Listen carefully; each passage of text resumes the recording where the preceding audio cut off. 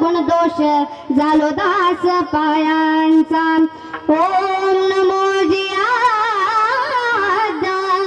वेद प्रतिपाद्या जय जय स्वसंवेद्या आत्मरूपा देवा तुझी गणेश सकलात्मती प्रकाशो मने निवृत्ती दासु अवधारी जोजी या कुंदेंदु तुषार हार धवला या शुभ्र वस्त्रवृता या वीणावर दंड मंडित करा या श्वेत पद्मासना या ब्रह्माच्युत शंकरं प्रभुतिभि दैवे सदा वंदिता सा मा पातु सरस्वती भगवती निक्षेप जाया पहा जिजामा बोली गे तुला वंदनाई जिजामा बोली गे तुला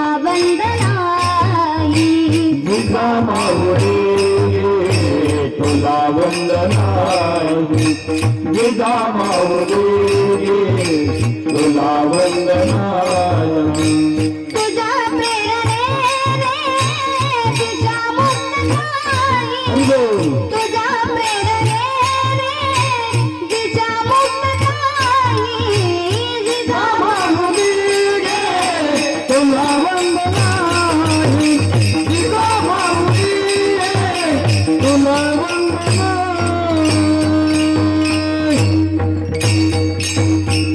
मनोजुवं मारुततुल्य वेगं जितेन्द्रियं बुद्धिमतां वरिष्ठं वातात्मजं वानरयूथमुख्यं श्रीरामदूतं शरणं प्रपद्ये चलो आओ जी पवन कुमार चलो आओ जी पवन कुमार हमारे हरि कीर्तन में चलो आओ जी पवन कुमार चलो आओ जी पवन कुमार हमारे हरि कीर्तन में चलो आओ जी पवन कुमार हमारे हरि कीर्तन में हमारे हरि कीर्तन में चलो आओ जो भवन कुमार हमारे हरि कीर्तन में राम जी को लाना लखन जी को लाना राम जी को लाला रे लखन जी को लाला राम जी को लाना लखन जी को लाना राम जी को लाला लखन जी को लाला लाला जी सब परिवार हमारे हरि कीर्तन में चलो आओ जी पवन कुमार हमारे हरि कीर्तन में चलो आओ जी हमारे हरि कीर्तन में चलो आओ जी पवन कुमार हमारे हरि कीर्तन में जगी बापा ऐसा भावा जगी बापा ऐसा भावा त्याचा वंशता हरिले बापा ज्ञानदेव माय बापा मुळी बाप होता ज्ञानी मुळी बाप होता ज्ञानी तरी आम्ही लागलो या ध्यानी पोटा येता हरिले पापा ज्ञानदेव माय बापा तुका म्हणे मी पोटीचे बाळ माझे पूर्व ब्रह्मीचे आण पोटा येता हरिले पापा ज्ञानदेव माय बापा विठ्ठल विठ्ठल चलो चलो चलो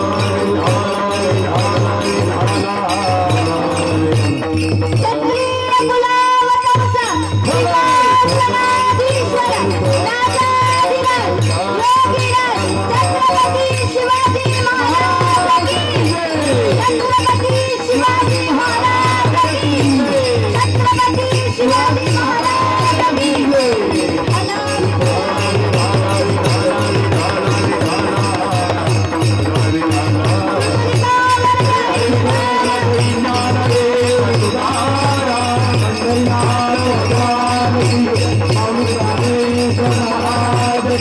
जगतगुरु तुकाराम महाराज रामचंद्र भगवान की जय गणेश्वर भगवान की जय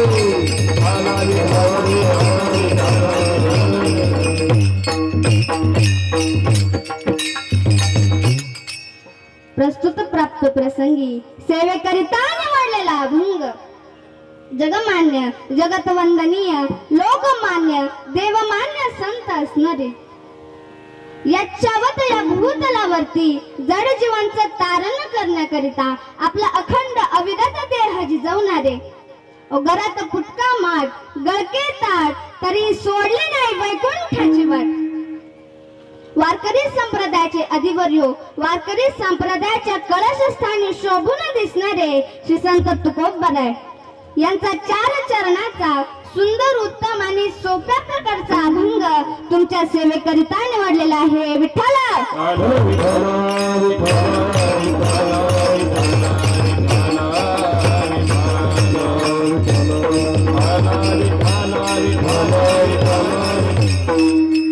सेवा सुरू करण्यापूर्वी वक्त्याचं आद्य कर्तव्य म्हणजे परिहार देणे. तर आज या ठिकाणी तुम्ही सर्व जमलेले आहात याचं कारण देखील तुम्हाला ठाऊक आहे की आज कैलासवासी लक्ष्मण बाबा शंकर गडाख यांचं आज वर्ष श्राद्ध आहे. त्यांना जाऊन आज 1 वर्ष पूर्ण झालं आहे आणि त्यांना असणारे 2 पुत्ररत्न आणि असणाऱ्या 3 कन्या. पहिले आहे गोविंद काका लक्ष्मण पाटील गडाख, वसंत काका लक्ष्मण पाटील गडाख आणि त्यांच्या मुली आहे सिंधुताई पंढरीनाथ गायकवाड, छायाताई किशोर दरंदले आणि सुशीलाताई कैलास पोटभरे. हे असे असणारे त्यांचे पुत्ररत्न आणि कन्यारत्न. आज त्यांना जाऊन वर्ष संपलाय. सर्व तुम्ही शोकात बुडालेले तुम्ही सर्व त्यांच्या प्रेमापोटी या ठिकाणी जमले आहात. नक्कीच त्यांनी काहीतरी चांगलं काम केलं असावं म्हणून या ठिकाणी तुम्ही एवढ्या संख्येने आज जमलेले आहात. आज त्यांना जाऊन वर्ष झालं आहे. या वर्षभरात प्रवास करत करत करत करत आज ते 2 दरवाजांच्या मध्ये उभे आहेत. हो, आज हे कीर्तन का चाललंय याचं कारण तुम्हाला सांगते. वर्षभर प्रवास करत करत करत करत ते 2 दरवाजांच्या मध्ये थांबलेले आहे. इकडचा दरवाजा आहे तो म्हणजे नरकाचा आणि इकडचा दरवाजा आहे तो म्हणजे स्वर्गाचा. जात असताना त्यांच्या सोबत एक गाठोड आहे. ते गाठोड कशाच आहे तुम्हाला ठाऊक आहे का? ते गाठोड कर्माच आहे. जेवढं जीवन जगले त्या जीवनात किती पुण्यकर्म केले आणि किती पाप कर्म केले ते गाठोड त्यांच्या डोक्यावर आहे, त्यांच्या हातात आहे.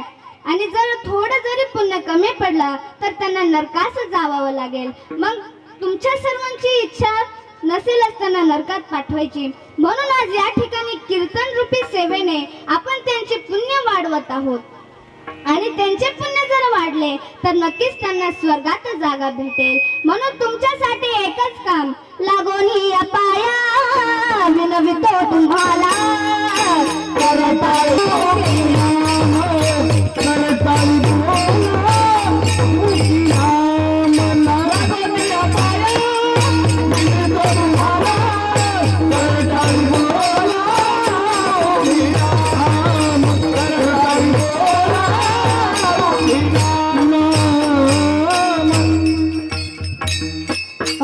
या ठिकाणी जेवढं देवाचं नामस्मरण होईल तेवढं पुण्य त्यांना वरती मिळेल आणि त्यांना स्वर्गात जागा मिळेल. त्यामुळे तुम्ही सर्वांनी आनंदाने भजन करायचंय.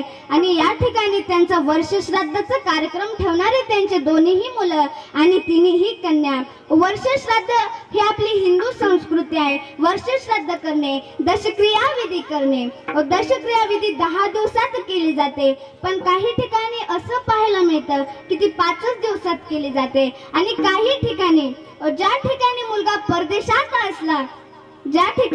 परदेशात असला तो परदेशातून इकडे ब्राह्मण बुवांना फोन लावतो, अहो ब्राह्मण बुवा मी परदेशात आहे, तुम्हाला जेवढे पैसे लागतात तेवढे घ्या आणि माझ्या वाटचं मुंडनही तुम्हीच करा.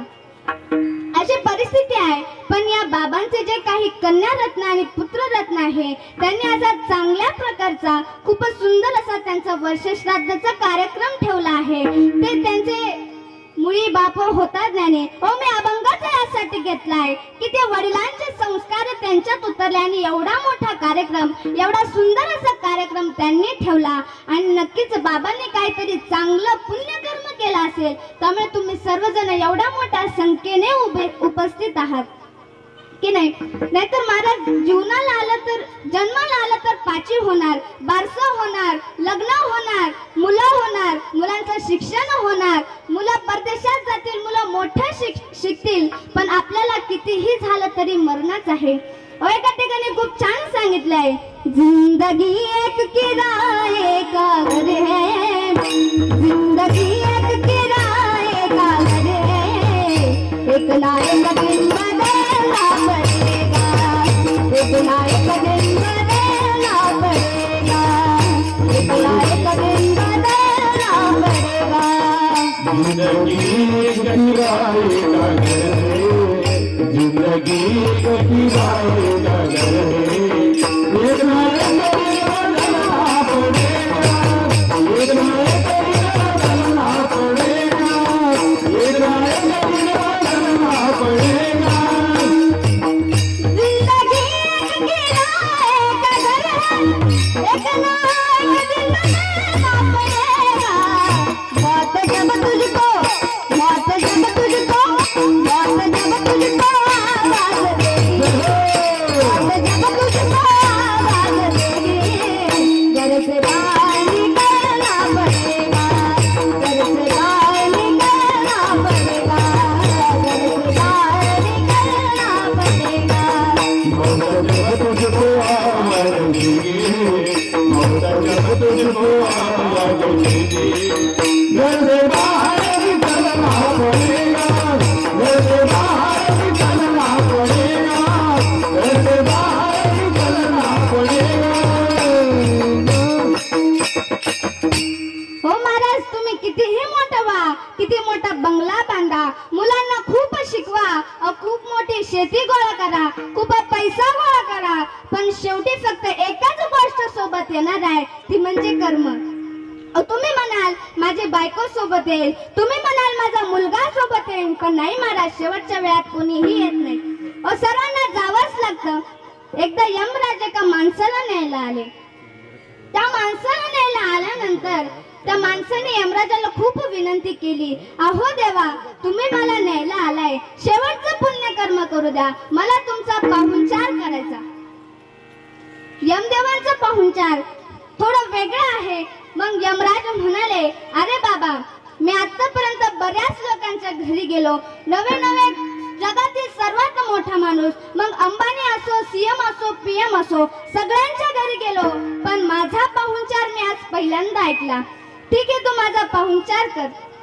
माणसाने खूप मोठं जेवण तयार केलं, मस्त पंचपक्वान्न त्या ताटामध्ये होते, पण त्या माणसाने जी खिरीची वाटी होती त्याच्या झोपीची गोळी टाकून दिली.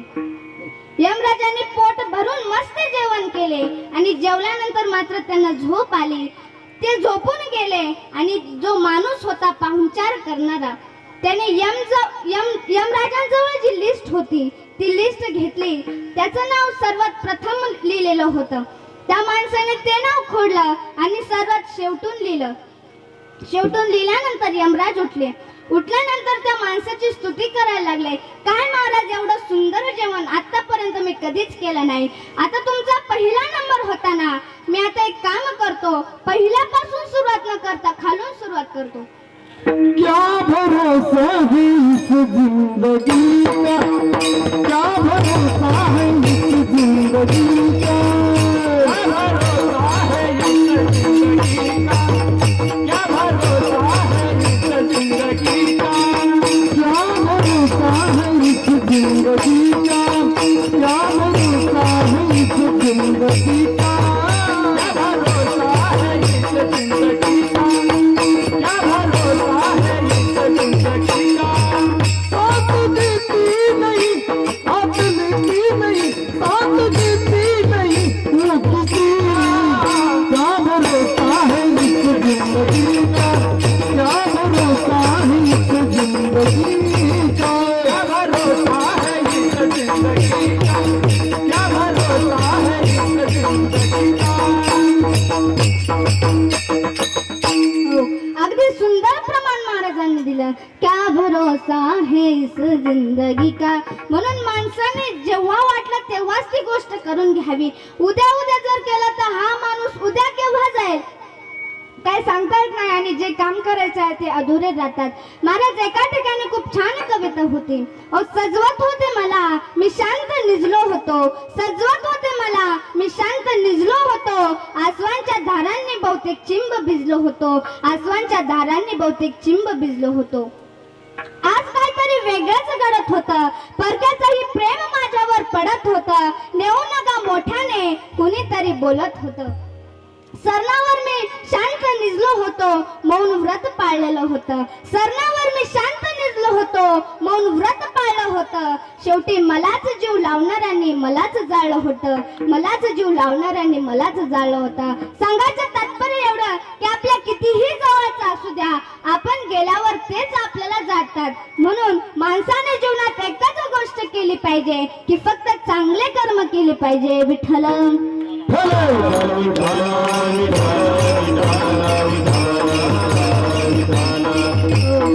असे या बाबांसाठी आपण या सर्व ठिकाणी जमलेलो आहोत आणि त्यांचं पुण्यकर्म जर थोडं कमी भरत असेल तर ते आणखी वाढावं, खूप वाढावं आणि स्वर्गात त्यांना एक मोठी जागा मिळावी यासाठी तुम्ही सर्व आपण सर्वांनी प्रयत्न करूया. विठ्ठल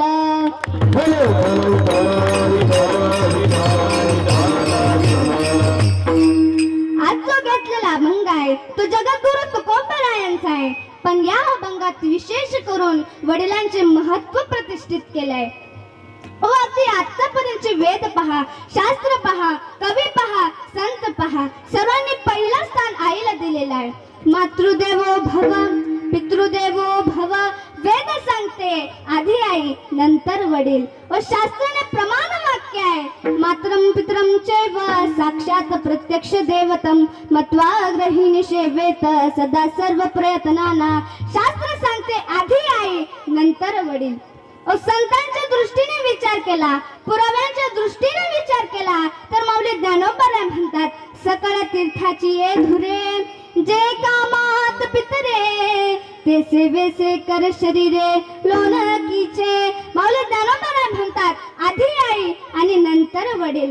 प्रमाण आहे. धन्य माता पिता तयसी राम, धन्य माता पिता तयसी राम, धन्य माता पिता तयसी राम, धन्य माता पिता तयसी राम. धन्य माता आणि मग पिता तयाची आहे. आधी स्थान आईला दिलेलं आहे आणि नंतर स्थान बापाला दिलेलं आहे. अगदी आतापर्यंतची वेदापासून तर संतांपर्यंत कवीपर्यंत तुम्ही विचार केला तर सर्वांनी आपल्या हृदयात पहिलं स्थान आईला दिलेलं आहे. या हृदयाच्या मखवाली पेटीमध्ये दोन शब्द मावावीत, ती म्हणजे आई. मातृत्वाचा कळस म्हणजे आई, मायेचा सागर म्हणजे आई. आपण सर्वजण म्हणतो ना, आई माझी मायेचा सागर दिला तिने जीवनाला कर. आई माझ्या मायेचा सागर सर्वांच्या मुखपाठ असणारे गाणं किंवा कविता आहे. पण मी आज तुम्हाला प्रश्न विचारते, बापाची एखादी कविता आज तुमच्या मुखपाठ आहे का? एक गोष्ट लक्षात ठेवा, जेवढं अग्रस्थान आपण आईला देतो त्याच स्थानाचे अधिकार वडीलही असतात. हे कदाचित आपण विसरून चाललोय. जेवढी महत्वाची आई वाटते तेवढेच महत्वाचे वडील आहेत हे कदाचित आपण विसरून चाललोय. किती सणांबद्दल तुम्हा सर्वांना एक उदाहरण देते. तुमच्या गावात ट्रॅक्टर किंवा एखाद्या मोठ्या गाड्या येतात, सर्वांच्याच गावात येतात आणि त्या गावातले जे ट्रॅक्टर आहे त्यांची मागची फाळकी चेक केली तर त्यावर लिहिलेलं आढळतं, आई तुझा आशीर्वाद. कारण बाप कधी भेटतच नाही आणि जरी भेटला तर आई वडिलांचा आशीर्वाद, आधी आईचं नाव लिहिणार आणि मग वडिलांचं नाव लिहिणार. असं तुम्हाला कधीच आढळणार नाही. वडिलांचा आशीर्वाद कधीच आढळणार नाही, पण आईचा आशीर्वाद तुम्हाला नक्की आढळेल. कारण आपण त्या आईला लक्षात ठेवतो आणि त्या बापाला विसरू लागतो. लहानपणापासून आपल्याला खेळवणारी आई आपल्याला आठवते, पण आपल्यासाठी पैसे कमवणारा बाप आपल्याला कधीच आठवत नाही. जीवनात जेवढे स्थान आपण आईला देतो तेवढेच बापालाही दिले पाहिजे. रामायणात तुम्हाला एक उदाहरण सांगते. जेव्हा राम, सीता आणि लक्ष्मण वनवासाकरिता गेले. सुमंतजी त्यांना सोडून मोकळ्या रथाने घरी परत आले. लांबूनच त्या कौशल्याचा रडण्याचा आवाज सुमंतजींच्या कानावर येत होता. एवढा मोठ्याने टाहो फोडलेला होता त्या कौशल्या मातेने. सुमंतजी त्या ठिकाणी आले आणि कौशल्या मातेला शांत केले. शांत केल्यानंतर ते पुन्हा दशरथाच्या महालामध्ये गेले. दशरथाने राम राम राम हे शब्द चालू ठेवले होते आणि जेव्हा सुमंतजी आले, पहिला प्रश्न त्यांना विचारला, सुमंतजी, कुठे आहे माझा राम? कुठे आहे माझा राम? मला माझ्या रामाला भेटायचंय. ज्या ठिकाणी माझा राम असेल त्या ठिकाणी माझा प्राण असेल. सुमंतजींनी असं उत्तर दिलं, राजाजी, राम आता 14 वर्ष परत येणार नाही. ऐकलं बरोबर. दशरथ राजांना धक्का बसला. दशरथ राजा म्हणाले, ज्या ठिकाणी माझा राम आहे त्या ठिकाणीच माझा प्राण आहे. अहो, राम राम राम म्हणून आपला प्राण दिला त्या दशरथ राजाने. आता हा सर्व दृष्टांत समजून घ्या. मी तुम्हाला एक प्रश्न विचारते. हो, कौशल्या माता रामाच्या वियोगाने फक्त रडत होती आणि दशरथाने त्या रामाकरता प्राण दिला. मग श्रेष्ठ कौशल्या का दशरथ? श्रेष्ठ असणारा तो दशरथ आहे. तरी आपण म्हणतो, कौशल्याचा रामबाई, कौशल्याचा राम, कौशल्याचा रामबाई, कौशल्याचा राम, कौशल्याचा रामबाई, कौशल्याचा राम. रडणारी आई आपल्याला आठवते, पण जीव दिला त्या बापानं ते आपल्याला कधीच आठवत नाही. म्हणून कदाचित आपण त्या बापाला विसरून चाललोय. लहानपणी जेव्हा आई आपल्याला चॉकलेट देते आणि जास्त चॉकलेट खाऊ नये म्हणून वडील आपल्याला मारतात, त्यावेळेस आपल्याला असं वाटतं की हे बाबा म्हणजे आपले दुश्मन आहेत. आपल्याला काही खायला देत नाही, आपल्याला चॉकलेट खाऊ देत नाही, आपल्याला पैसे देत नाही. पण आई मात्र आपल्याला सर्व काही देते. म्हणून आपण लहानपणापासून आईचीच माती गातो, पण त्या वडिलांना आपण विसरून जातो. विठ्ठल.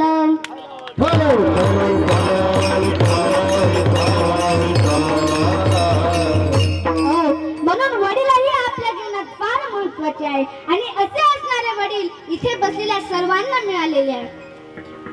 असे असणारे वडील इथे बसलेल्या सर्वांना मिळालेले आहे. पण तो बाप किंवा ते वडील कसे हवे हे तुकोबरात पहिल्या चरणात सांगतात. जगी बाप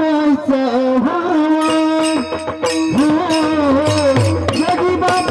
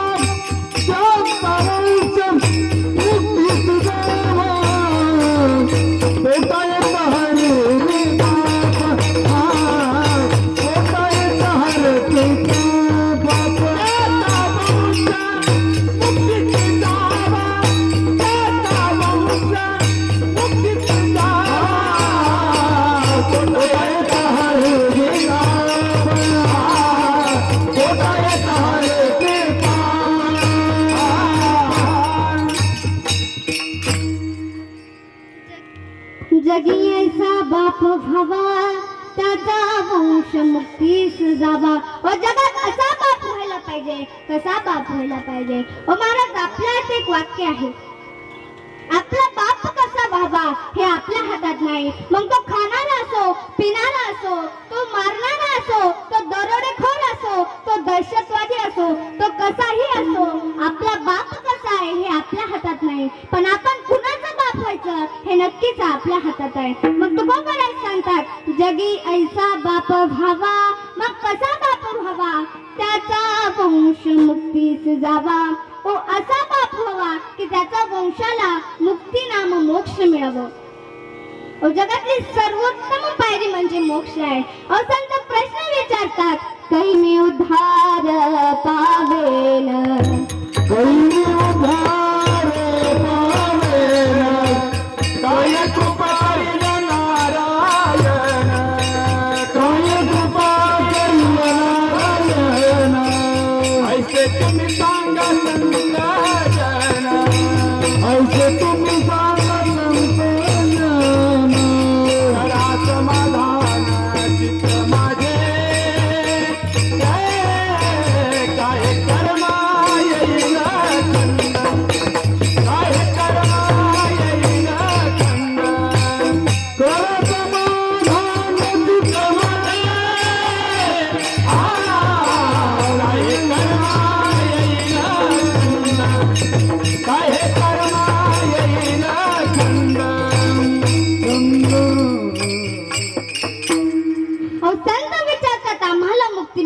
का? पण तुकोबरा म्हणतात जगात असा बाप हवा की ज्याच्या वंशाला मुक्ती मिळावी, ज्याच्या पुत्राला मुक्ती मिळावी, त्याच्या कुळाला मुक्ती मिळावी. पण महाराज, जर आपल्याला कोणी उपदेश करत असेल तर तो त्या उपदेशास पात्र आहे का हे लक्षात घेणं आवश्यक आहे. नाहीतर महाराज उठल्या सुटल्या कोणीही उपदेश करतं व कोणीही काहीही सांगतं, पण त्यांच्यात ते गुण आहे का हे महत्वाचं आहे. नाहीतर उठल्या सुटल्या आपल्याला कोणीही उपदेश केला तर आपण ती गोष्ट ऐकून घेणारच नाही. तसं तुकोबरायाने आपल्याला उपदेश केला आहे, मग तुकोबराय त्या पात्राचे आहे का? तुकोबरायाकडे तो अधिकार आहे का? तर नक्कीच आहे.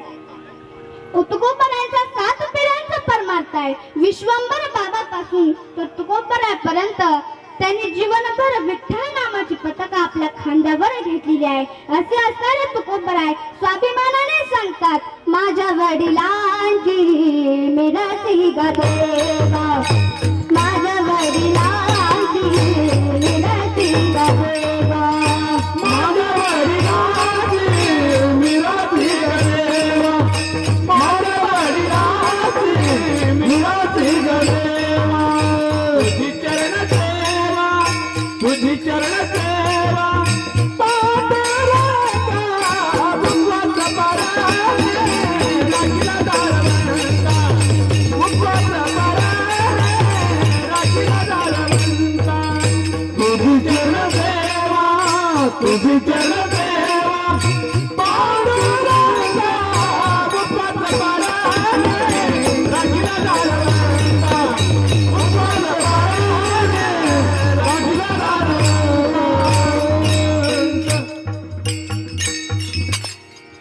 तुकोबरा स्वाभिमानाने सांगतात की आमच्याकडे 7 पिढ्यांचा परमार्थ आहे. अगदी विश्वंभर बाबापासून तर तुकोबरापर्यंतचा परमार्थ तुकोबरायांच्या घरी होता. मग तुम्ही सांगा, अशा तुकोबरायांच्या घरी जन्माला येणारा मुलगा असो किंवा मुलगी असो, साधी नसणार तरी तुकोबरा देवाकडे प्रार्थना करतात, कन्या तरी ऐसी देई जैसी मीरा मुक्ताबाई. ओ कन्या आम्हाला अशी दे की जशी मीरा आणि मुक्ताबाई. हो महाराज, तुकोबराने मीरा आणि मुक्ताबाईचंच नाव का घ्यावं? आपल्या गलीत खूप बाया आहेत, कांताबाई खूप बाया आहेत, आपण त्यांचे नाव घ्यायचे नाही. खूप बाया आहेत, मग मीरा आणि मुक्ता या दोघींचेच नाव का घेतले? याचं कारण म्हणजे की देवाची खूप भक्ती करणाऱ्या ह्या 2 स्त्रिया. मीराबाई लहानपणापासून देवाच्या मूर्तीसमोर पाय घुंगरू घालून नाचायच्या, तेव्हा सर्वांना कौतिक वाटायचं. पण त्याच मीराबाई जेव्हा मोठ्या होऊन देवासमोर पाय घुंगरू घालून नाचू लागल्या, तेव्हा मात्र समाज नावं ठेवू लागला. पण मीराबाई लोग कहे मेरा भैरा बाबरी, लोग कहे मेरा भैरा बाबरी, बाबा किरे मन घुंगरू, मन घुंगरू महाराजीला, आगिरे मन घुंगरू. मीराबाई बाबारी जोरात मोहन दिल दीवाना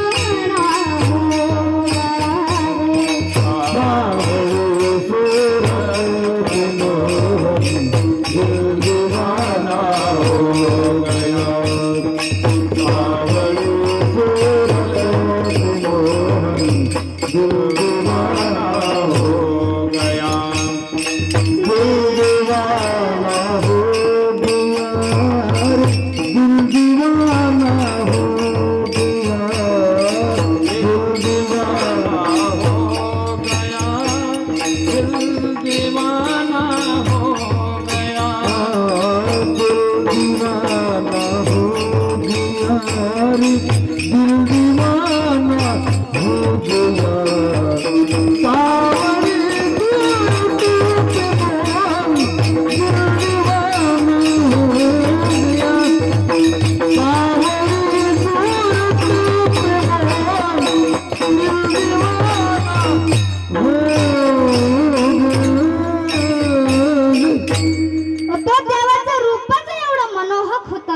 पाहिल्याबरोबर माणूस भुलून जायचा. मग मीरा मीराबाई तर रात्रंदिवस त्या देवाचंच तोंड पाहायच्या आणि त्या देवाची भक्ती त्या देवाचे भजन करून करून नाचायच्या. अशी लगन लागली होती. ऐसी लागी लगन मेरा हो गई मगन वो तो गली गली हरि गुण गाने लगे.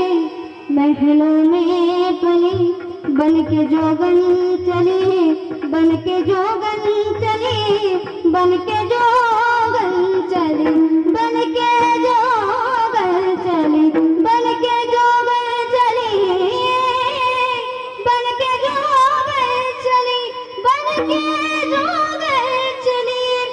एवढा मोठी संपदा एवढं मोठं धन त्या मीराबाई जवळ होतं, पण देवाच्या भक्तीत तेवढ्या रंगून गेल्या होत्या की ते सर्व सोडून संन्यासी बनून त्या देवाचं भजन करू लागला. विठ्ठला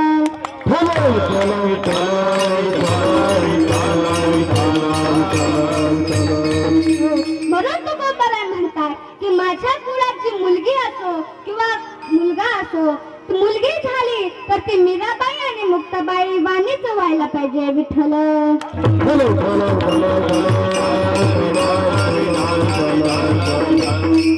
मग तुकोबारायने देवाजवळ मागणी मागितली. तुकोबारायांची मागणी देवाने नाही पूर्ण करायची, मग कोणी पूर्ण करायची?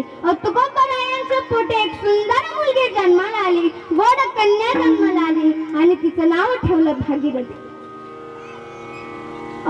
श्रीमंत बापाची श्रीमंत लेक, पैशाने नाही तर मनाने श्रीमंत.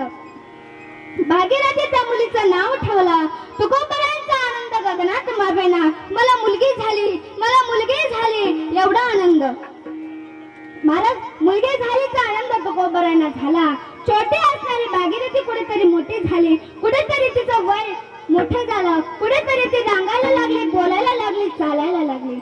अशी असणारी भागीरथी जेव्हा तिला कळलं की माझ्या वडिलांना हवं काय, जे तुकोबारायांसोबत उठावं, तुकोबाराय स्नानाला गेले की पळत पळत देवघरात जावं.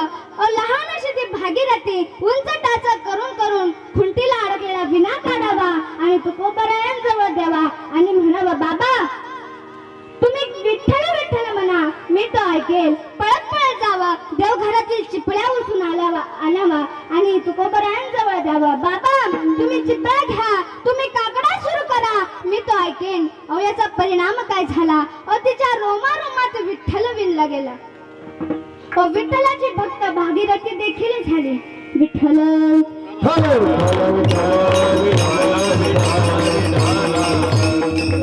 तुम्हाला ठाऊक असेल किंवा नसेल ठाऊक, तुम्हाला एक दृष्टांत सांगते. नेमकं पुण्यातील एक अनगडशा नावाचा एक फकीर होता आणि पुण्यात 3 श्रीमंत लोक होते. पिंपरी चिंचवड या ठिकाणी सर्वात श्रीमंत मोरया गोसावी गणपतीचे सर्वात मोठे भक्त होते. आपण आजही गणपती बाप्पा त्यांच्या पुढे मोरया, हे मोरया गोसावींचंच नाव आहे. एवढे महान गणपती भक्त होते आणि खूप श्रीमंत. मोत्यांचे गोदाम त्यांच्या घरी भरलेले होते. आणि अशा मोरया गोसावींच्या घरी तो अनगडशा नावाचा फकीर गेला आणि मोर्याजींना म्हणाला, मोर्याजी कुछ तो दान चाहिए. तेव्हा मोर्याजी म्हणाले, श्रीमंत आहे, नाही म्हणता येणार नाही. आत गेले. अस्सल मोत्याचं गोदाम होतं. एक ओंजळभर मोती आणले आणि त्या फकीराच्या कटोऱ्यात टाकले. तेव्हा तो फकीर म्हणाला, मोर्याजी ये खाली नाही भर के चाहिए. मोर्याजींना वाटलं आणखी 2 ओंजळी यात टाकल्या की ते भरून जाईल. मोर्याजी आत गेले, ओंजळभर मोती आणले, त्यात टाकले, तो कटोरा भरला नाही. पुन्हा गेले, ओंजळ भरून मोती आणले, त्यात टाकले. असे 2 प्रहर मोरया गोसावी तो कटोरा भरत होते, पण काहीही केलं तो भरत नव्हता. शेवटी मोत्याचं गोदाम खाली झालं. मोर्याजी खाली हाताने अनगडशा जवळ आले, हात जोडले आणि म्हणाले, अनगडशा तुझा हा कटोरा मी भरू शकणार नाही, अनगडशा मला माफ कर. हे ऐकल्याबरोबर अनगडशाचा अभिमान शिगेलाच पोचला. महाराज देवाचा असा आहे की तीळ मात्र सुद्धा अहंकार देवाला सोसला जात नाही. अनगडशा फुगला. सामान्य माणसाला नाही, मोरया गोसावींना हरवलं आपण. किती महत्वाचे आहो आपण, किती कीर्ती हवी आपली. मोर्या गोसावी पुन्हा निघून गेला. पुन्हा निघून गेल्यानंतर अंगडशाह निघून गेला आणि निघून गेल्यानंतर त्या ठिकाणी त्याला आता तुकोबरायांची जिरवावी वाटली. ओ, ज्या माणसाला अहंकार असतो ना, तो कुणाचे ना कुणाचे तरी जिरवण्याच्याच मागे लागतो. तुमच्या आईला उदाहरण देत नाही आणि मला तुमच्यातलं काही माहितही नाही. पण सांगते, ज्या माणसाला खूप अहंकार आहे तो माणूस कोणाची ना कोणाची तरी जिरवण्याच्याच मागे असतो. असं असताना तो अनगडशाह तुकोबरायांच्या घरी गेला. तुकोबरायांच्या घरी गेल्यानंतर त्या ठिकाणी कटोरा पुढा केला आणि म्हणाला, मुझको भिक्षा दे माई, अदा मर्तबा है तेरा, तू सदा जीती रहे, तू सदा सुहागन रहे, भूखे को रोटी दे. असं म्हणल्याबरोबर जिजाबाई दळण दळत होत्या. ते शब्द ऐकल्याबरोबर कडायला जिजाबाई आणि म्हणाला, उत्तावला आणले या गोसावड्यानं, हा येतो तो जातो, तो येतो हा जातो, अरे करा ना, कष्ट करा. तुकोबरायांना ते कधी आवडलंच नाही कुणासमोर जाणं आणि काहीतरी मागणं. जिजाबाई कडाडला, पण आज जी भागीरथी खेळत होती तिने ते शब्द ऐकले. शब्द ऐकल्यानंतर मुठभर पीठ हातात घेतलं आणि अनगडशाहला देण्यासाठी निघाली. तेवढ्या जिजाबाईने एक जोरात फटका मारला आणि ते असणार पीठ खाली सांडलं. भरलेले डोळे भागीरथीनं पुसले आणि हाताला जे पीठ लटकलेलं होतं तो हात फक्त अनगडशाहच्या कटोऱ्यात झटकला. झटकल्याबरोबर आश्चर्य आहे का, मोर्या गोसावींनी 2 प्रहर मोत्यांचे गोदाम खाली करून जो कटोरा भरला नव्हता तो कटोरा भागीरथीनं फक्त हात झटकला आणि झटकल्याबरोबर भरून आला. अनगडशाह आश्चर्यचकित झाला. म्हणाला, क्या शौकत है, क्या इनायत है, बोले तुकाराम तुकाराम. भागीरथी म्हणाली, मेल्या, तुकाराम कोणाला म्हणतो? मी तुकाराम नाही तर मी तुकारामांची कन्या आहे. अनगडशाह म्हणाला, हाय अल्लाह, ये बेटी ऐसी तो बाप कैसा, और ये मुलगी अशी आहे तर तो बाप कसा असेल. तेव्हा भागीरथीने एकच वाक्यात उत्तर दिला, अनगडशाह नीट आहे, मी हात झटकल्याबरोबर तुझा कोटमा पूर्ण भरला, पण तुला जर माझ्या बाबांचं या जगद्गुरूंचं दर्शन झालं तर तुझं जीवन परिपूर्ण बनेल. नम्र झाला त्या ठिकाणी तो अनगडशाह आणि निघून गेला त्या ठिकाणाहून. विठ्ठल विठ्ठल.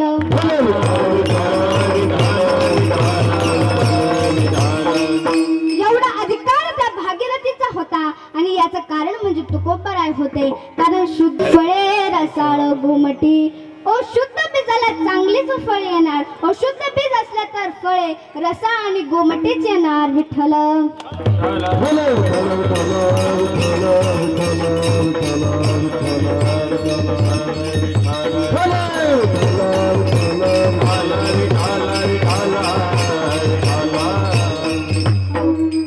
अशी असणारी सुंदर आणि गोड कन्या तुकोबरांच्या कुळात जन्माला आली. पण एकदा काय झालं, भागीरथी कुठेतरी मोठी झाली, लग्नाच्या वयात आली. लग्नाच्या वयात आल्यानंतर जिजाबाई तुकारामांना म्हणाला, अहो आपली भागीरथी आता मोठी झाली आहे, लग्नाच्या वयात आली आहे, तिचं लग्न करावे लागेल, भावके नाव ठेवेल, भावबंद नाव ठेवेल, तिचं लग्नाचं काहीतरी पहा. असं म्हणल्यानंतर तुकोबराय म्हणाले, आवले तुला खरंच सांगू का, ज्यावेळी माझ्या पुरीचं भाग्य असेल नवरदेव चालून दारात येणार आहे. खूप दिवस निघून गेले. जिजाबाई परत वैतागला आणि जशा वैतागल्या तुकोबराय घराच्या बाहेर गेले आणि देहू पासून 2 किलोमीटर लांब एलवाडी नावाचं गाव आहे. त्या गावामध्ये एक सुंदर असं घर पाहिलं आणि एका सुंदर तरुणासोबत आपली कन्या सालंकृत कन्यादान करायचं हे ठरवलं. घरी आले आणि घरी आल्यानंतर जिजाबाईंना हकीकत सांगितली, आपल्या कन्याचं सालंकृत कन्यादान करायचं. हसले जिजाबाई. जिजाबाई म्हणल्या, तुकोबराय तुम्हीच तर म्हणतात, आम्ही सदैव सोडके जवळी येता सोडके, आम्ही सदैव जवळी येता सोडके,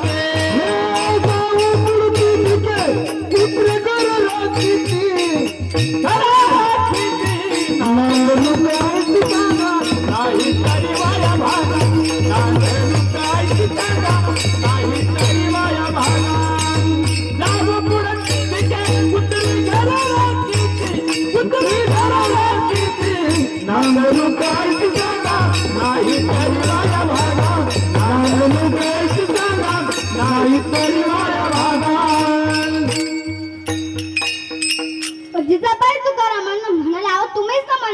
आम्ही सदैव सुडके, आम्ही सदा मोकळे असतो. आमच्याकडे एकही रुपया नाही किंवा आमच्याकडे काहीच धन नाही. मग आपली कन्या सालंकृत कन्यादान कसं करणार? तुकोबरा म्हणले, चिंता करायची काय गरज आहे? आम्हा घरी धन शब्दांचीच रत्ने. ओ, मी ज्या वेळेस बोलतो त्यावेळेस धन पडतं, एवढा अधिकार तुकोबरा यांचा होता. आणि भागीरथीचा लग्नाचा दिवस आला व सांगायचं विशेष म्हणजे असं की आपल्या लग्नात एक नाशवंत बाप आणि नाशवंत मामा कन्यादान करण्यासाठी असतो. पण या भागीरथीचं भाग्य एवढं उज्ज्वल होतं की जगाचा अखिल कोटी ब्रह्मांड नायक भगवान परमात्मा या भागीरथीचं कन्यादान करण्याकरिता आला. आणि ज्या ठिकाणी लक्ष्मण आहे ज्या ठिकाणी नारायण आहे त्या ठिकाणी लक्ष्मीला जाणं भागच आहे. मग तिची इच्छा असो किंवा नसो, लक्ष्मी नारायणाची नेहमी सेवा करते. पण ज्या ठिकाणी नारायण जातो त्या ठिकाणी लक्ष्मीला जावंच लागतं. आणि मला सांगा, ज्या ठिकाणी लक्ष्मी आहे त्या ठिकाणी पैशाला काय कमी? एवढं मस्त लग्न तुकोबराने केलं, एवढं मोठं लग्न तुकोबराने केलं. भावक्यांनी तर तोंडातच बोटं घातली. भावकी राहतीच त्याच्यासाठी, याचं कसं होतं तेच पाहू. एवढं मोठं लग्न भागीरथीचं झालं आणि भागीरथी निघाली आपल्या नवऱ्यासोबत. निघाल्यानंतर एकदा मागे वळून पाहिला आणि पाहिल्याबरोबर पाहिले तुकोबरायांचे पाण्याने भरलेले डोळे. भागीरथीला कळालं, आता आपण नांदायला जाणार आहे, आता आपल्याला इथून पुढे आपले बाबा कधीच भेटणार नाही. एका बापाच्या आणि लेकीच्या जीवनातला सर्वात हृदयद्रावक प्रसंग. भागीरथीने एकदा तो नवरीचा तोरा उतरवला, नवऱ्याचा हात सोडला आणि धाडकन मिठी मारली तुकोबरायांना. म्हणाली, बाबा मी आजपर्यंत तुम्हाला कधीच सोडलेलं नाही बाबा. आज माझं लग्न करून तुम्ही मला नांदवायला पाठवतायत, म्हणजे एवढं दूर पाठवतायत की मी जर मेले जरी ना तुम्हाला त्याचं सुतुकही पडणार नाही. बाबा मी जाणार नाही, बाबा मी जाणार नाही, बाबा मला पाठवू नका, बाबा मला जायचं नाही. तुकोबरा म्हणाले, भागीरथी आजपर्यंत मी तुला सांभाळले भागीरथी, पण लक्षात ठेव हे विधीचं विधान आहे, तुला जावंच लागेल, तुला जावंच लागेल भागीरथी, तुला जावंच लागेल. नाही बाबा मी तुमच्या इथे राहीन, तुमचं खाईन, तुमची सेवा करेन, आयुष्यभर तुमच्या सोबत राहीन बाबा, पण मी तुम्हाला सोडून जाणार नाही. तुकोबरा म्हणाले, भागीरथी माझी इज्जत तुझ्यावर अवलंबून आहे भागीरथी, तुला जावंच लागेल. भागीरथी म्हणाली, नाही बाबा मी नाही जाणार. शेवटी तुकोबराने डोक्यावरची पगडी काढली, भागीरथीच्या पायावर ठेवणार. तेवढ्यात भागीरथी म्हणाली, बाबा तुम्ही मला आतापर्यंत सांभाळलंय आणि ही पगडी तुमची इज्जत तुम्ही माझ्या पायावर टाकता. बाबा हे छान नाही बाबा, तुम्हाला वाटतंय ना मी जावं? नक्कीच जाणार बाबा, मी एवढ्या दूर जाणार, एकदा वळूनही तुमच्याकडे पाहणार नाही बाबा, एकदा वळूनही तुमच्याकडे पाहणार नाही. भागीरथी निघाली. ती भागीरथी हेच सुख एका बापाला, प्रत्येक बापाच्या जीवनातला हा प्रसंग आहे. पण अशा बापांच्या जीवनातला प्रसंग आहे की ज्यांना फक्त मुली असतात. मुलगी ही खूप महत्वाची असते महाराज. आपण म्हणतो मुलगी नको, मुलगी का नको? एकदा दोन व्यक्ती गप्पा मारत असताना पहिला व्यक्ती दुसऱ्या व्यक्तीला म्हणाला, अहो तुम्हाला किती लेकरं आहे? दुसरा म्हणाला, देवाच्या कृपेने मला 2 मुली आहेत. आणि पहिला म्हणाला, देवाची तर माझ्यावर फार मोठी कृपा आहे, देवाची माझ्यावर, देवाने मला 2 मुलं दिली, बरं झालं मुलगी नाही दिली. त्या पहिल्या माणसाच्या दुसऱ्या माणसाच्या शेजारी एक 6 वर्षाची मुलगी उभी होती. ती मुलगी समोर आली, स्मित हास्य दिला आणि म्हणाली, काका तुम्हाला खरं सांगू का, भगवान उसी को लड़की देती है जिसके पास उन्हें संभालने की औकात होती है. ज्यांच्याकडे मुली सांभाळायच्या अवकाती आहेत त्यांनाच देव मुलगी देतो. आणि ज्या घरात देवाचं प्रेम आहे त्या घरातच देव मुलगी देतो. आणि आज या बाबांना 3 मुली आहेत. बाबांचं भाग्य. आपण लहान मुलगी पोटात असताना जेव्हा तिची आई तिला मारण्याचं ठरवते तेव्हा त्या मुलीचं काळीज काय म्हणतं? 9 महिने 9 दिवसाने झाले जग बघण्याची घाई, वंशाच्या दिव्या पायी नको पंथी विजवू आई, वंशाच्या दिव्या पायी नको पंथी विजवू आई. उद्या तुझ्या गर्भाची चाचणी होणार ग, मुलगी आहे म्हणून सारे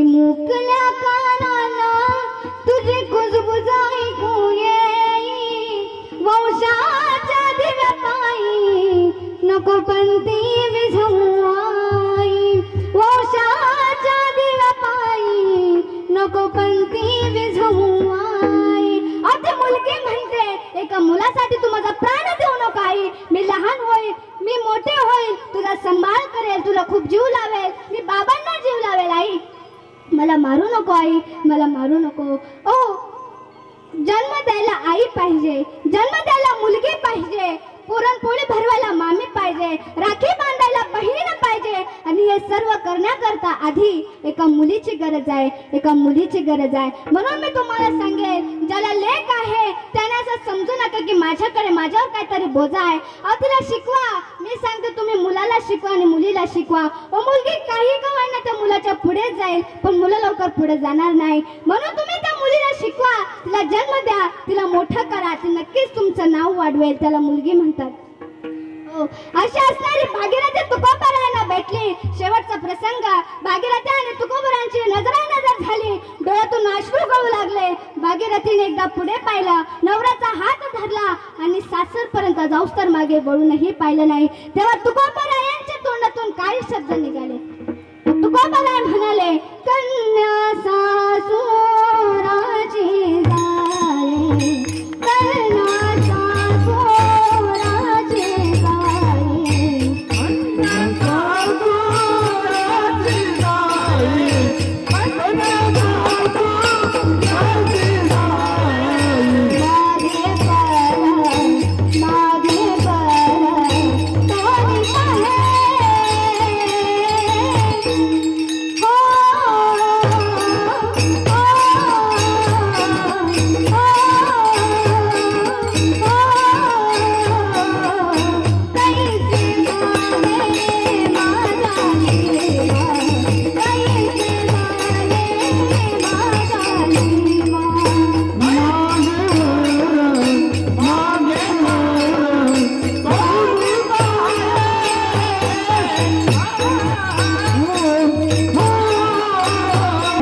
बापाला शांतता मिळाली माझे सासू म्हणजे माझी आई आहे माझे सासरे म्हणजे कदाचित तुम्ही 20 वर्षात मला एवढा जीव लावला नसेल तेवढा जीव मला माझे सासरे लावतात आणि नवरा म्हणजे तर परमेश्वर आहे मला फार जीव लावतो मग तर पिऊन का मारे ना हो फक्त त्या बापाच्या सुखासाठी मुलगी इकडून सांगते बाबा मी खूप खुश आहे बाबा मी खूप आनंदात आहे ऐकल्याबरोबर बाप फोन ठेवून देतो आणि त्याची चिंता मिटल्यासारखं त्याला वाटतं पण ती मुलगी फोन ठेवून दिल्याबरोबर रडते कारण तिला माहिती आहे जर आपण आपली खरी परिस्थिती आपल्या बापाला सांगितली तर जो बाप 20 वर्ष जगायचा आहे तो बाप 20 दिवसात मरून जाईल म्हणून ती मुलगी त्या बापाला खोटी परिस्थिती सांगते आठवडे बाजारात जेव्हा गावातला मुलगा त्या मुलीला भेटतो आणि म्हणतो ताई कशी आहेस बाबांना निरोप सांगायचा आहे का ती मुलगी एकदा स्वतःकडे नजर टाकून पाहते अहो गळ्यात मंगळसूत्र नाही गळ्यात पिवळा मणी नाही पायात जोडवा नाही पायात पंजन नाही अहो अंगात मांसाचा पत्ता नाही हाडांची जाळं तयार झालेली डोक्याला तेल नाही अंगावर नीट साडी नाही अंगावर नीट चोळी नाही आणि आता हा मुलगा आपली ही अवस्था आपल्याला वडिलांना सांगणार आणि आपल्या वडिलांचं आता काही खरं नाही अहो मुलगी ढाळ रडायला लागते आणि त्या मुलाला सांगते दादा माझ्या बाबांना सांग की तुमची मुलगी एवढी सुखी आहे अख्ख्या मळात एवढी सुखी मुलगी कोणाचीच नाही राहणार असं सांग नाहीतर जो बाप माझा जास्त दिवस जगायचा आहे तो माझी चिंता करून करून मरून जाईल रे दादा तू बाबाला खरं नको सांगू खोटं सांग तू मुलगा जातो आणि बाबांना खोटी इन्फॉर्मेशन देतो खोटी माहिती देतो आणि ती मुलगी एका झाडामागे जाते एवढी रडते आणि मनाशी बोलू लागते बाबा या जन्मात जरी मला चांगला सासर मिळाला नाही ते माझं दुर्दैव आहे पण मी माझ्या अशा परिस्थितीची जाणीव तुम्हाला कधी होऊन देणार नाही बाबा मी इथंच मरेल इथे कशीही राहून मरेल बाबा पण माझ्या परिस्थितीची जाणीव मी तुम्हाला आतापर्यंत कधी होऊ दिली नाही आणि कधी होऊही देणार नाही याला लेख म्हणतात आणि अशा तुकोबरायांची भागीरथी आपल्या सासऱ्याला निघून गेल्यानंतर मात्र देहूतली एक माळीन मावशी रोज भाजीपाला घेऊन त्या एलवाडी गावात जायची एलवाडीत गावात गेल्यानंतर भागीरथी त्या मावशीला थांबवायची, त्यांचा पाहुणचार करायचे आणि त्यांना रोज विचारायचे, का हो माळीन मावशी, काय सांगितलं माझ्या बाबांनी, अहो काय कीर्तन केलं माझ्या बाबांनी, कसं चिंतन मांडलं, त्यांची तब्येत बरी आहे ना, ते कसे आहेत. रोज भागीरथी तुकोबरांचं केलेलं चिंतन ऐकायची आणि तिचं दिवसभर आनंदात राहायची. असं खूप दिवस चालत गेला, पण तुकोबरांनी असा निर्णय घेतला. तुकोबरायांनी सर्व गावाला निरोप दिला. सर्वांना म्हणाले, अहो चला माझ्यासोबत मी वैकुंठाला चाललो. कोणालाही म्हणू लागले, चला माझ्यासोबत मी वैकुंठाला चाललो. जिजाबाई म्हणाल्या, अहो माझी म्हैस जनायला आली आहे आणि मी तुमच्यासोबत कशी येऊ. कोणीच तुकोबरायांसोबत आलं नाही. जेव्हा तुकोबराय रथावर चढू लागले तेव्हा मात्र त्या रथावर पाय टाकताना एकदा भागीरथीची आठवण झाली.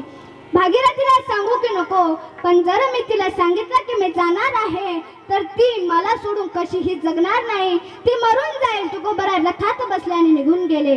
फाल्गुन मध्ये द्वितीयेला तुकोबराय निघून गेले. द्वितीया झाली, तृतीया झाली, चतुर्थी झाली, पंचमीला मात्र माळीन मावशी डोक्यावर भाजीची पाटी घेऊन निघून गेल्या. जेव्हा तुकोबराय गेले त्या देहू गावाची परिस्थिती ऐका. घरात चूल पेटलेली नव्हती, कुणाच्या कपाळावर गंध नव्हता, माणसांच्या डोक्यावर पगडी नव्हती, सर्वजण शोकाकुल झालेले होते. म्हणून तुकोबराय सांगतात की माणसाने मरावं तर असं मरावं की सर्वांना आपण गेल्यावर रडू आलं पाहिजे. खूप जण सांगतात की आपल्याला एकट्याला जायचं आहे, कुणाला सोबत न्यायचं नाही. पण मी सांगते, माणसाने जाताना हजारो लोकांचे हृदय घेऊन गेलं पाहिजे की नाही, सर्वांवर प्रेम केलं पाहिजे. उत्तमाची उरी कीर्ती मागे, हो उत्तमाची उरी कीर्ती मागे, हा उत्तमाची उरी कीर्ती मागे, हा उत्तमाची उरी कीर्ती मागे.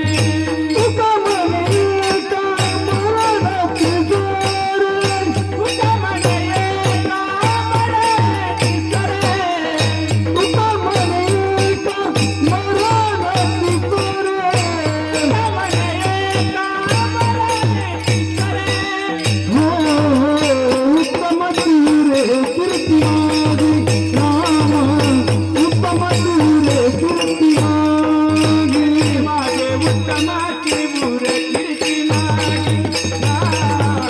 उत्तमाची रे कीर्ती मागे. तुकोबराय म्हणतात, माणसाने असं जीवन जगलं पाहिजे की आपल्या मागं हजारो लोक, अख्खं जग देखील रडलं पाहिजे. तसं देहू गाव एकदम शोकाकुल झालेला आणि माळीन मावशी तशा शोकात गेली एरंडोली एलवाडीमध्ये.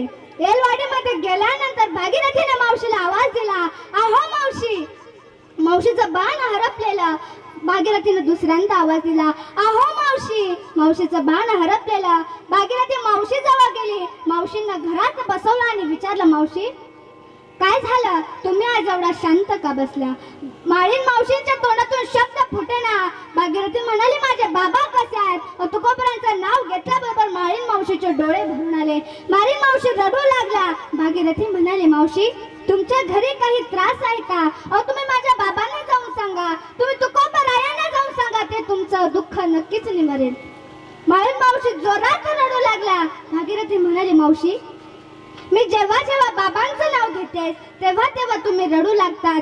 मावशी माझे बाबा तर बरे आहेस ना. मावशी म्हणाल्या, का तू तुकोबरायांची आठवण करून देतेस, का तू त्यांचं नाव घेतेस.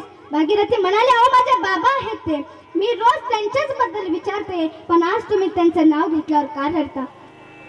माळीन मावशीने मिठी मारली भागीरथीला आणि सांगू लागला, फाल्गुन मध्ये द्वितीयेला तुझे वडील वैकुंठ गमनाला निघून गेले. भागीरथी तुकोबरा आता राहिलेले नाही. तुकोबरायांनी जगाचा निरोप घेतला.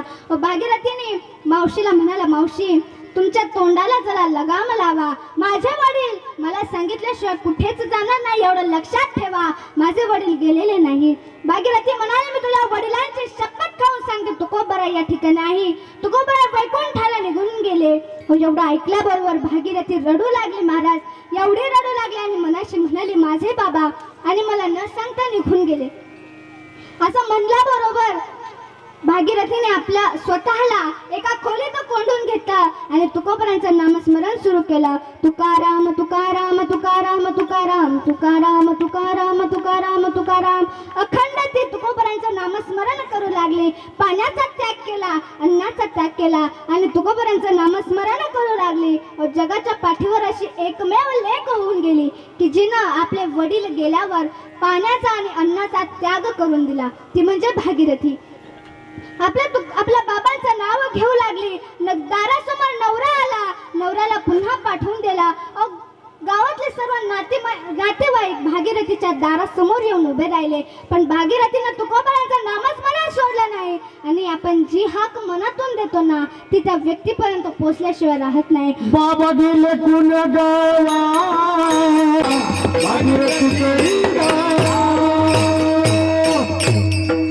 भागीरथी दरवाजा उघड.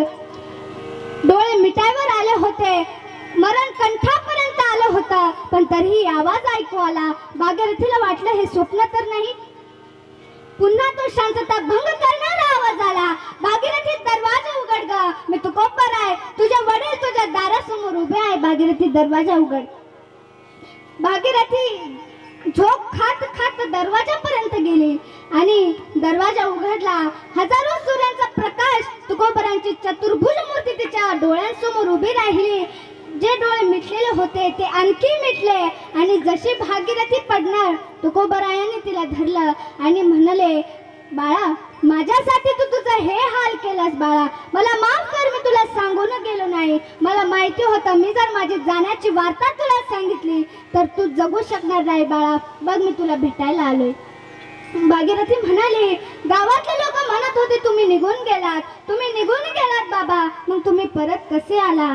तुकोबराय म्हणाले, मी तर गेलोच नव्हतो आणि जाणारही नाही. आज तुझ्या समोर मग मी इथं कस काय असतो? भागीरथी म्हणाली, बाबा, माझं लग्न झाल्यानंतर एवढ्या वर्षांनी तुम्ही माझ्या घरी आला आहात, नक्कीच काहीतरी खाऊन जा. तुकोबराय म्हणाले, भागीरथी, मी अशा गावी गेलोय की ज्या ठिकाणी कोणी काही खातही नाही आणि काही पित नाही. भागीरथीच्या आग्रहावरून तुकोबरायांनी खाण्याला मान्यता दिली आणि भागीरथी म्हणाली, 2 मिनिटाचा पदार्थ करते, मी शेवया करून देते बाबा तुम्हाला. शेवया वळाल्या, पण त्यात टाकण्यासाठी दूध भागीरथीच्या घरी नव्हतं. भागीरथी रडायला लागली, केवढं दुर्दैव आहे माझा, या जगाचा जगद्गुरु माझे बाबा माझ्या घरी आहेत आणि त्यांना शेवया टाकण्यासाठी दूधही माझ्या घरात नाही. भागीरथीने ते फुलपात्र आपल्या पदराच्या आड लपवलं, कारण मुलगी आपली गरिबी कधीच दुसऱ्यांना दाखवत नाही. ते फुलपात्र पदराच्या आड लपवलं आणि घराबाहेर गेली. प्रत्येक घरासमोर जाऊ लागले आणि म्हणाली, अहो, थोडं फुलपात्रभर दूध मिळेल का? दुसरे विचारायचे का? भागीरथी म्हणायची, माझे बाबा आले आहे, त्यांना शेवया खाण्यासाठी दूध पाहिजे. लोक म्हणायचे, वेडावले ही मुलगी, पिता वियोगाने ही पागल झाली आहे. अहो, गेलेले तुकोबराय परत कसे येतील? भागीरथी म्हणायची, अहो, तुम्ही माझ्या घरी येऊन पहा, माझ्या घरी माझे बाबा बसलेले आहेत, लोकांनी यावं. पाहावं तर त्यांना त्या ठिकाणी कोणीच नव्हतं दिसत. फक्त तुकोबराय भागीरथीला दिसू लागले, इतर कोणालाही नाही. भागीरथी अख्ख्या गावात हिंडली, दूध कोणीच दिलं नाही. शेवटी भागीरथी तुकोबरायांजवळ गेली आणि रडू लागली, बाबा, मला माफ करा, एवढ्या दिवसांनी माझ्या घरी आलात आणि तुम्हाला पाजण्यासाठी दूधही माझ्याकडे नाही. तेव्हा तुकोबराय म्हणाले, समर्थ बापाचे समर्थ लेक आहेस तू, जा महादेव मंदिरात जा. आणि त्या ठिकाणी महाराज नंदीला स्तन फुटले आणि त्यातून भागीरथी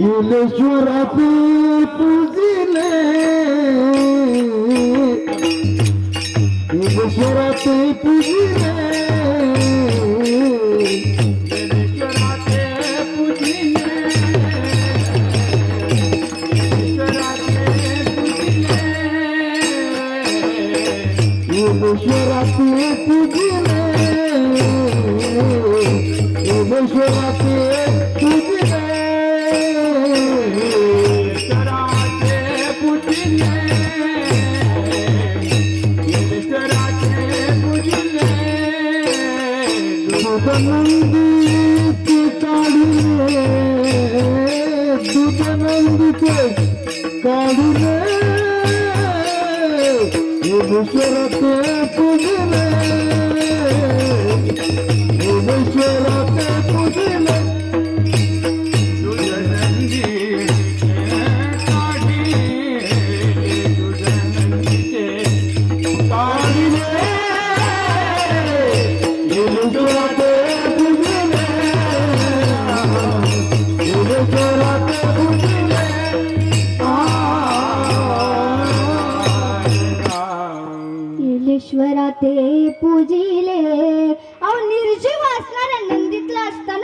केली आणि त्यातून भागीरथीनं दूध काढलं आणि ते तुकोबरायांना दिलं. खाऊन तृप्त झाले तुकोबराय आणि भागीरथीला म्हणाले, भागीरथी आता तू जसा धावा केलास तसा पुन्हा कधीच करू नको. राजा ऐक, मी ह्या वेळेस आलो, पुन्हा एकदा येईन हे सांगता येत नाही. बाळा, मी अशा गावी गेलो की ज्या ठिकाणाहून कुणी कधीच परत येत नाही. आणि तेव्हा भागीरथी म्हणाली, बाबा तुम्ही मला एक वचन द्या, मग मी तुमचा धावा कधीच करणार नाही. तुकोबरा म्हणाले, काय वचन आहे तुझं? भागीरथी म्हणाली, तुम्ही माझ्या अंतःकरणात मी मरणोत्तर किंवा कधीही मी जेव्हा तुमची आठवण काढेल तेव्हा तुम्ही मला हवे. या अंतःकरणात मला फक्त तुम्हीच हवे बाबा. या अंतःकरणातून तुम्ही कधीच जाऊ नका. गैरवरून आले तुकोबरा आणि म्हणाले, भाग्यशाली आहे मी की तुझ्यासारखी लेक मला मिळाली आणि भाग्यशाली आहे तू, तुझ्यासारखा बाप माझ्यासारखा बाप तुला मिळाला. हो तुकोबरा म्हणाले, मी तुझ्या अंतःकरणातून काय या जगातून कधीच जाणार नाही. म्हणून आजही आपण तुकोबरा यांचं नाव घेतो. अशी असणारी भागीरथी तुकोबरायांना आनंद झाला की माझी मुलगी, जेव्हा एखादं मूल आपल्या बापापेक्षा एक पाऊल पुढे चांगलं काम करतं ना तेव्हा त्या बापाला खूप आनंद होतो. तुकोबरा म्हणतात, आज माझी मुलगी मोक्षाची अधिकारी आहे, मोक्ष तिला प्राप्त होत आहे, तिला मुक्ती मिळत आहे. मग जगातला कोणता बाप असा असेल की आपली मुलगी मुक्तीची अधिकारी आहे आणि त्या बापाला आनंद होणार नाही. तुकोबरा म्हणाले, समर्थ झालो मी, भाग्यवान आहे आपण दोघंही, कारण तुझ्यासारखी लेक मला मिळाली. आणि महाराज, लेक जर चांगली मिळाली ना तर बापालाही फार आनंद होतो आणि तीच जरा चांगली निघाली नाही तर त्या बापाचे काय हाल होते हे तुम्हा सर्वांना माहीतच असेल. अशी भागीरथी तुकोबरा यांची होती. तुकोबरा म्हणाले, समर्थ झालो मी, तुझ्यासारखी लेक मला मिळाली आणि तूही देखील भाग्यवान आहे की माझ्यासारखा बाप तुला मिळाला. असं म्हटल्याबरोबर तुकोबरा त्या ठिकाणाहून निघून गेले. सांगायचं एवढं की मुळी बाप होता ज्ञानी. भागीरथी मुक्तीची पात्र का झाली तर याचं कारण तुकोबरा तिसऱ्या चरणात सांगतात. मुळे बाप होता ज्ञानी, मुळे बाप होता ज्ञानी, मुळे बाप होता ज्ञानी, मुळे बाप होता ज्ञानी,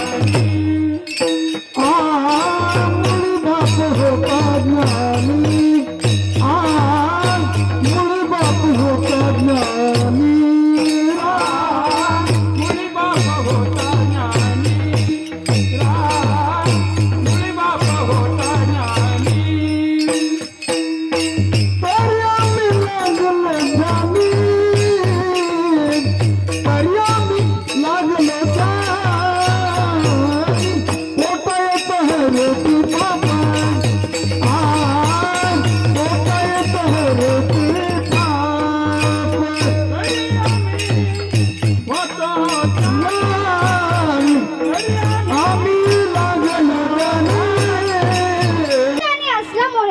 त्याची संतती असेल ती देखील चांगलीच राहणार. विठ्ठल विठ्ठल विठ्ठल विठ्ठल विठ्ठल विठ्ठल विठ्ठल विठ्ठल. मुळात बाप जर ज्ञानी असला तर त्याची संतती देखील ज्ञानी निघणार, चांगली निघणार. आधीच प्रमाण सांगितलं, शुद्ध बीजा पोटी फळे रसाळ गोमटी. जर अमृताचं बीज आपण त्या ठिकाणी लावलं तर त्या अमृताच्या बीजाला अमृताचीच फळ येणार आणि ती वेल अमृताचीच असणार.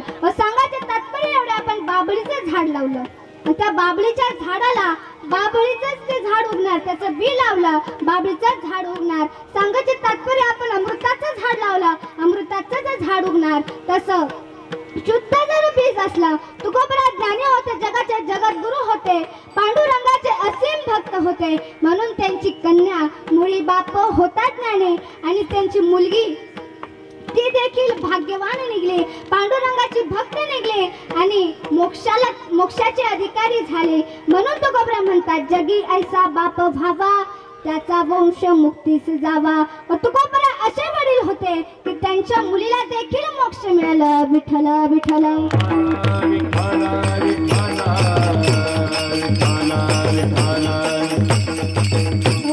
मग तुकोबरा सांगतात, अशी मुले ज्यांना होतात ना, अशी जी आमची मुले आहेत ना, अशांचा हरी देवाला सुद्धा वाटतो. मग तुकोबरा म्हणतात, कुळी कन्या पुत्र तुझे सात्विक तयाचा हरी का वाटे देवा तयाचा हरी का वाटे देवा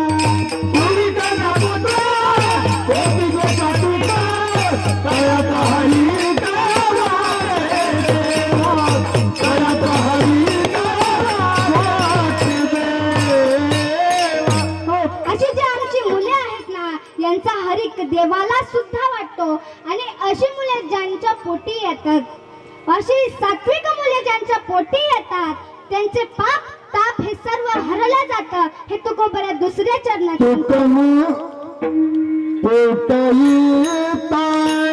हरते पाप पोटईता हरते पाप ज्ञानदेव माय बाप ज्ञानदेव माय बाप पोटा येता हरते पाप पोटा येता हरते पाप ज्ञानदेव माय बाप ज्ञानदेव माय बाप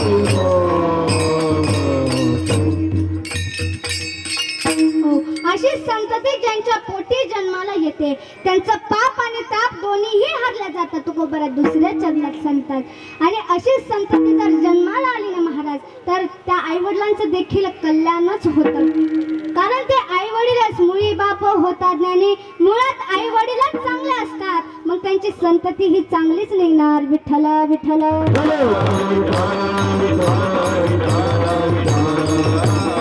तुकोबरा म्हणतात अशी संतती माझ्या पोटी जन्माला आली माझा पाप हरला गेला आणि माझ्यामुळे ती मोक्षास प्राप्त झाली आणि ही जी भागीरथी आहे तुका म्हणे मी पोटीचे बाळ माझ्या पोटीचे जे बाळ आहे या एवढं भाग्यवान आहे की मी एकदा वैकुंठाला गेलो आणि तिथून परत त्या मुलीच्या हट्टामुळे मला यावं लागलं तुकोबऱ्या चौथ्या चरणात सांगतात तुका म्हणे पोटीचे बाळ तुका म्हणे पोटीचे बाळ गमने मी पोटीचे बाळ गमने मी पोटीचे बाळ तुका म्हणे मी पोटीचे बाळ तुका म्हणे मी पोटीचे बाळ गमने मी पोटीचे बाळ माझं पूर्वम ब्रह्मीचे आळा माझं पूर्वम ब्रह्मीचे पोटयेता हरिले पाप पोटयेता हरिले पाप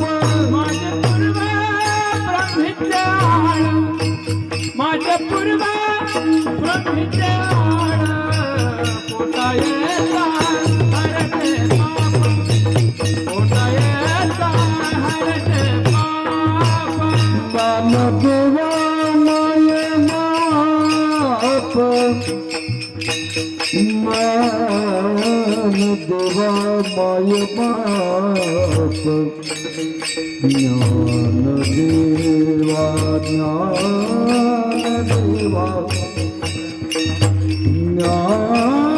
ज्ञानदेवा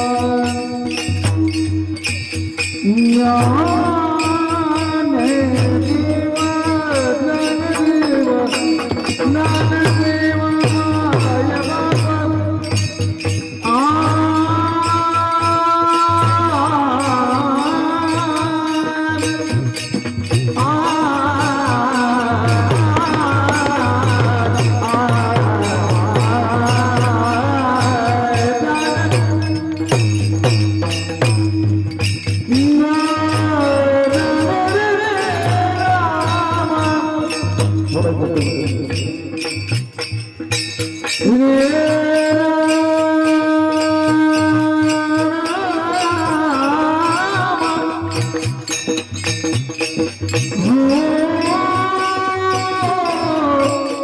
हो रे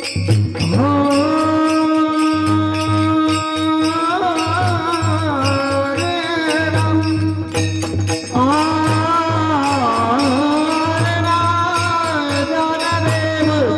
ज्ञानदेव माय बाप ज्ञानदेव माय बाप जय हो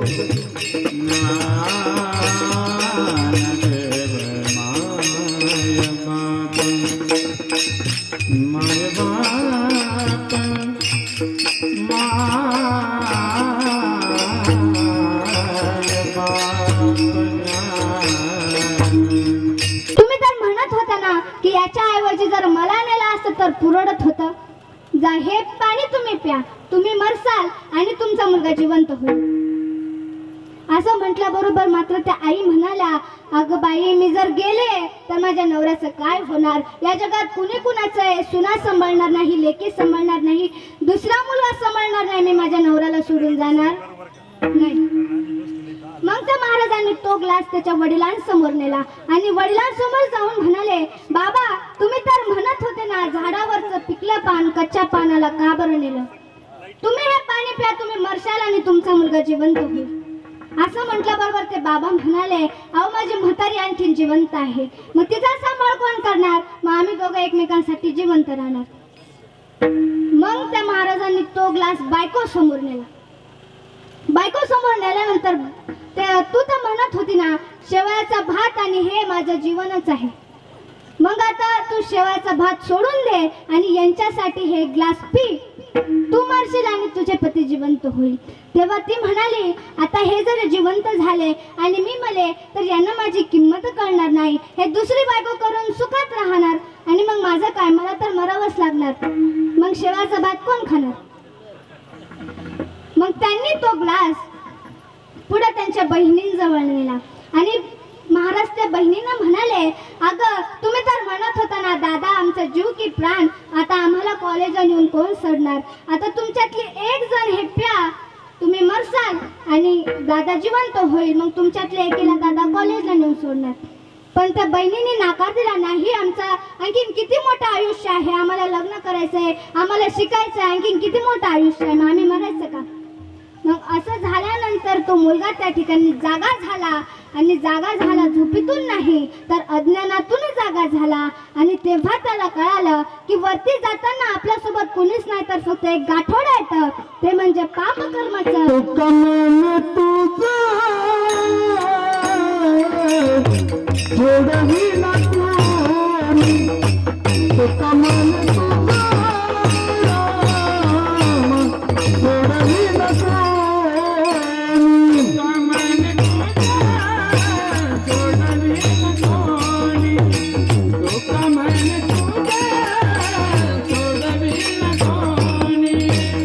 एकाचे कृपानी वाचुनिया,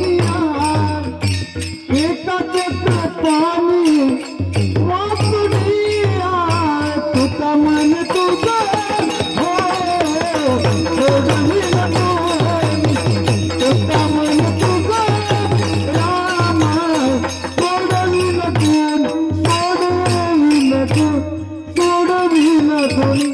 तुकोबा म्हणतात तुला देवाशिवाय कोणीच सोडवणार नाही, त्यामुळे फक्त पुण्यकर्म करा.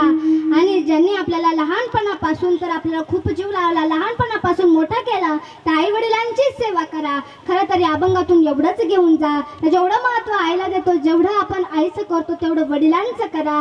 कारण दोघंही गाडी चालताना दोन चाकांवर चालते व त्या गाडीचं एक चाक जर आई असेल तर दुसरं चाक बाप आहे, हे लक्षात ठेवा. पुण्यकर्म करा, सर्वांशी प्रेमाने वागा आणि यासाठी बाबा स्वर्गात जाओ आणि त्यांना त्यांच्या पुढच्या याच्यासाठी तुम्ही शुभेच्छा द्या आणि देवाची भक्ती करा. कारण तुम्हाला फक्त देवच वाचवू शकतो. आई नाही, वडील नाही, बहीण नाही, भाऊ नाही, भाऊबंद नाही, कोणीच नाही. म्हणून देवाची भक्ती करा. उपस्थित असलेले तुम्ही सर्वजण बाबांच्या प्रेमापोटी या ठिकाणी जमलात. बाबांचे काहीतरी पुण्यकर्म आणि या ठिकाणी उपस्थित असलेले आमची ज्ञानाई वारकरी शिक्षण संस्था गुरुवर्य जाधव महाराज आणि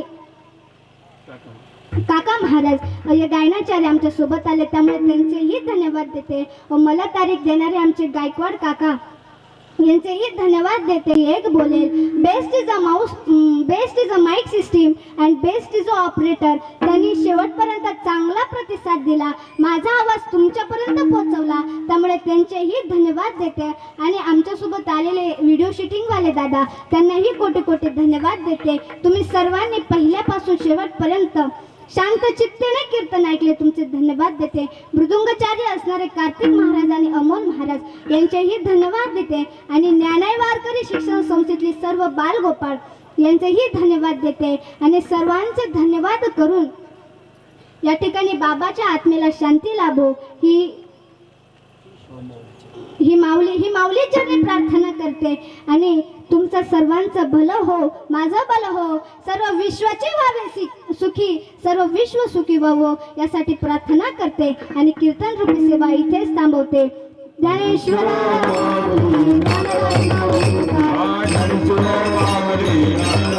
राज महाराज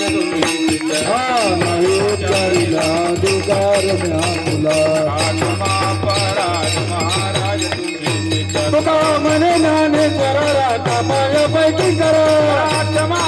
राज महाराज तुम्ही ज्ञानदेव मराठी हॉटस्पॉट हो मंडळी हो, हॉटस्पॉट इथंच आहे बर का. तर मग चला चॅनलला सबस्क्राईब करा आणि घंटी नक्की वाजवा. आपल्या सगळ्यांचा मराठी हॉटस्पॉट.